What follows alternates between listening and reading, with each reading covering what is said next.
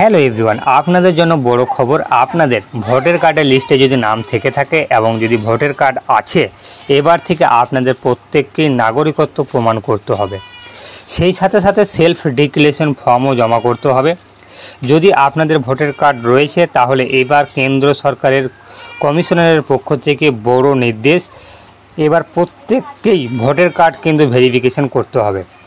যাদের যাদের voter card রয়েছে এবং যাদের নতুন ভোটার কার্ড করবেন ভাবছেন, তাদের বাবা মা ভারতের নাগরিক ছিলেন কি ছিলেন না সমস্ত খতিয়ে কিন্তু কাগজপত্র দেখা হবে। সেই সাথে সাথে যাদের নতুন করে ভোটার কার্ড করবেন তাদেরও কিন্তু এই সমস্ত ডকুমেন্টস কিন্তু ভেরিফিকেশন করে দেখবে, তারপরে কিন্তু আপনাদের নতুন ভোটার কার্ড কিন্তু আবেদন করতে পারবেন। তো কী ডকুমেন্টস লাগবে, কী কাগজপাতি লাগবে এবং কাদেরকে লাগবে, কিভাবে ডকুমেন্টস ভেরিফিকেশন করবেন, সমস্ত খুঁটিনাটি তথ্য কিন্তু এই ভিডিওর মাধ্যমে আমরা তুলে ধরবো। তাই প্রথম থেকে শেষ পর্যন্ত ধৈর্য সহকারে দেখবেন, দেখলেই বুঝতে পারবেন। আর প্রতিবারের মতো এবারেও একটা রিকোয়েস্ট, আপনারা যদি প্রথম দর্শক হয়ে থাকেন তাহলে অবশ্যই চ্যানেলটিকে সাবস্ক্রাইব করে দেবেন, এবং যদি আপনারা আমাদের চ্যানেলটিকে যদি সাবস্ক্রাইব করে রেখেছেন তাহলে আপনাদের জন্য অসংখ্য ধন্যবাদ। তো চলুন মেন ভিডিওতে যাওয়া যাক। ভোটার তালিকায় নাম তোলার নতুন নিয়মে ঘাপলা দেখছেন মমতা। প্রশ্ন, নির্বাচন কমিশনের সিদ্ধান্ত কি এনআরসির জন্য? মমতা তাহলে ভাবছে তাহলে কি এনআরসি করার জন্য এই সমস্ত ডকুমেন্টস ভেরিফিকেশন করা হচ্ছে? তো সমস্ত খুঁটিনাটি তথ্য আপনাদেরকে বোঝানোর স্বার্থে ভিডিওটি একটু বড় হবে, তাই প্রথম থেকে শেষ পর্যন্ত ধৈর্য সহকারে মনোযোগ সহকারে দেখুন, তাহলেই বুঝতে পারবেন কি বলা হয়েছে। এখানে বলা হয়েছে সামনেই বিহারের বিধানসভা ভোট, তার আগেই নির্বাচন কমিশন ভোটার তালিকায় সার্বিক সংশোধনের কথা জানিয়েছে, একগুচ্ছ নির্দেশিকা জারি করেছে। কমিশনের এই পদক্ষেপে নিয়ে আপত্তি তুললেন বাংলার মুখ্যমন্ত্রী মমতা বন্দ্যোপাধ্যায়। তাহলে বুঝতে পেরেছেন সমস্ত কিছু। তারপর দাবি বিহার বাহানা, কমিশনের আসল নিশানা বাংলা, বিহারকে নিশানা করে বাংলাকে করতে চাইছে। তারপরে বলা হয়েছে কমিশন জানিয়েছেন নাগরিকত্বের সুনির্দিষ্ট পরিচয়পত্র ছাড়া ভোটার তালিকায় নাম তোলা যাবে না। তাহলে বুঝতে পেরেছেন যারা নতুন করে ভোটার কার্ড করতে চাইছেন বা করবেন, এখানে যারা নতুন ভোটার কার্ড করতে চলেছেন তাদের জন্য কিন্তু খুব বিপদে পড়তে চলেছেন। কেন? এইখানে সুনির্দিষ্ট যদি নাগরিকত্ব প্রমাণ যদি না থাকে আপনার, তাহলে কিন্তু ভোটার কার্ড কিন্তু করতে পারবেন না। তারপরে কি বলা হয়েছে, এছাড়াও 2003 সালের ভোটার তালিকায় যাদের নাম ছিল না তাদের জন্মস্থানের প্রমাণ নথি এইখানে কিন্তু জমা করতে হবে। তাহলে বুঝতে পেরেছেন 2003 সালের পরে যাদের ভোটার কার্ড নতুনভাবে হয়েছে তাদের কিন্তু এখানে জন্মস্থানের কিন্তু প্রমাণ নথি কিন্তু আপনাদের কিন্তু জমা করতে হবে। তারপরে কি বলা হয়েছে, এখানে বলা হয়েছে শুধু তাই নয়, সকলকে ভারতের নাগরিকত্বের সেলফ অ্যাটেস্টেড ডিক্লারেশন জমা দিতে হবে বলে জানায় কমিশন। তাহলে বুঝতে পেরেছেন শুধু 2003 সালের পরেই দিয়ে ভোটার কার্ড হলে আপনাদের কিন্তু প্রমাণ করতে হবে তা নয়, এটা কিন্তু সকলকেই ভারতের যারা নাগরিক এবং যাদের ভোটার কার্ড রয়েছে তাদের প্রত্যেককেই সেলফ ডিক্লারেশন কিন্তু জমা করতে হবে, এমনটাই কিন্তু কমিশন জানিয়েছেন।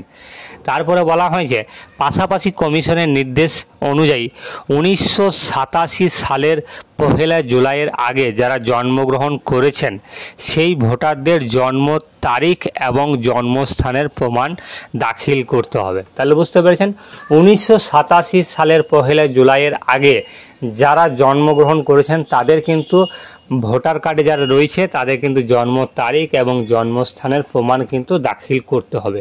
তারপরে কি বলা হয়েছে, সেই ক্ষেত্রে ভোটাররা জন্ম শংসাপত্র, পাসপোর্টের মতো নথি প্রমাণ হিসেবে জমা দিতে পারেন। তাহলে বুঝতে পেরেছেন আপনাদের কি জমা দিতে হতে পারে, জন্ম শংসাপত্র বা পাসপোর্টের মতো কিন্তু প্রমাণ হিসাবে জমা দিতে হতে পারে। তারপরে বলা হয়েছে 1987 সালের 1 জুলাইয়ের পরে যারা জন্মগ্রহণ করেছেন তাদের কি করতে হবে, তাদের নিজস্ব পরিচয় প্রমাণপত্র নথির সঙ্গে বাবা মায়ের নথি জমা দেওয়ার কথা বলা হয়েছে। তাহলে বুঝতে পেরেছেন যারা 1987 সালের পরে 1987 সালের 1 জুলাইয়ের পরে যারা জন্মগ্রহণ করেছেন তাদের নিজেদের প্রমাণ দিতে হবে এবং তাদের বাবা মায়েরও কিন্তু নথি জমা করতে বলা হয়েছে। তারপরে বলা হয়েছে আর 2004 সালের 2 ডিসেম্বরের পর জন্মগ্রহণকারীদের ক্ষেত্রে একই নিয়ম। তাহলে বুঝতে পেরেছেন 1987 সালের পরে এবং 2004 সালের পরেও যারা জন্মগ্রহণ করেছে তাদের একই নিয়ম কিন্তু রয়েছে। তারপরে বলা হয়েছে কমিশনের এই নিয়ম নিয়ে আপত্তি তুললেন মমতা। তার দাবি বিহারের নাম করে কমিশন বাংলাকে নিশানা করতে চাইছে, কারণ বিহারের সরকার বিজেপি সেখানে কিছু করবে না। ওরা আসলে বাংলা এবং পরিযায়ী শ্রমিকের নিশানা করছে। বিজেপি যা বললেন কমিশন তাই করছে। ওরা আসলে ভয় পেয়েছে মুখ্যমন্ত্রীর কথায়। রাজনৈতিক দলগুলির সঙ্গে কথা না বলে নির্বাচন কমিশন এটাই করতে পারে না। আমাদের গণতান্ত্রিক দেশ, এখানে যুক্তরাষ্ট্রীয় শাসন ব্যবস্থা রয়েছে। এখানে রাজনৈতিক দল বা নির্বাচিত সরকার কখনোই কৃতাদাস নয়। নাম না করে কমিশনকে বিজেপির প্রচার বলে কটাক্ষ করেন বাংলার মুখ্যমন্ত্রী। তাহলে বুঝতে পেরেছেন। তারপরে বলা হয়েছে এইখানে দলীয় বুথ স্তরে এজেন্টদের তথ্য চেয়ে কমিশনের চিঠি নিয়েও আপত্তি তুললেন মমতা। তৃণমূলের সর্বনেত্রীয় প্রশ্ন, কেন আমি আমার দলের বুথ স্তরের এজেন্টদের তথ্য দেব? আমি কেন তার গোপনীয়তা জানাবো?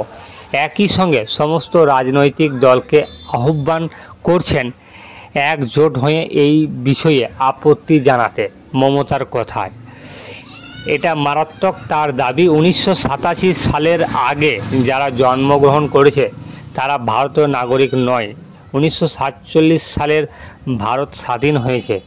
কেন 1987 থেকে 2004 সালের মধ্যকার সময়কে নিশানা করা হচ্ছে তা বুঝতে পারছি না।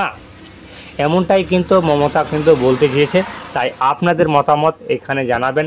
এই যে সিদ্ধান্তটি নেওয়া হয়েছে কমিশনার এখানে যে সিদ্ধান্ত নিয়েছে সেই সিদ্ধান্তটি কি আসলে আপনাদের সঠিক মনে হচ্ছে কিনা বা কতটা যুক্তিপূর্ণ আপনাদের এখানে কমেন্ট করে জানাবেন। এই আইন যদি চালু এটা যদি পশ্চিমবাংলায় চালু হয় তাহলে আপনাদের কি সুবিধা হবে কি হবে না, সমস্ত ভোটারদের এই যে কাগজপত্র যেটা চেয়েছে সেই কাগজপত্র কি প্রতিটা ভোটার কার্ড দেখাতে পারবে কি পারবে না। তো এই নিয়ে কিন্তু আপনারা যেটা আপনাদের সুবিধা মনে হচ্ছে সেটাকে আপনাদের এই কমেন্টে জানাবেন। এইটা পশ্চিমবাংলায় চালু হলে আপনাদের লাভ হবে না ক্ষতি হবে। তা আমাদের ভিডিওটি এই পর্যন্তই। তাই প্রথম থেকে শেষ পর্যন্ত ধৈর্য সহকারে দেখার জন্য, আমাদের চ্যানেলটিকে পাশে থাকার জন্য, আমাদের চ্যানেলটিকে ভালোবাসার জন্য আপনাদের প্রত্যেককেই ধন্যবাদ, অসংখ্য ধন্যবাদ। এবং আমাদের চ্যানেলটি যদি নতুন সাবস্ক্রাইব হয়ে থাকেন তাহলে অবশ্যই চ্যানেলটিকে সাবস্ক্রাইব করে দেবেন এবং পাশে থাকার জন্য বেল আইকনটি ক্লিক অন করে দেবেন, যাতে করে এই ধরনের ভিডিও সবার প্রথম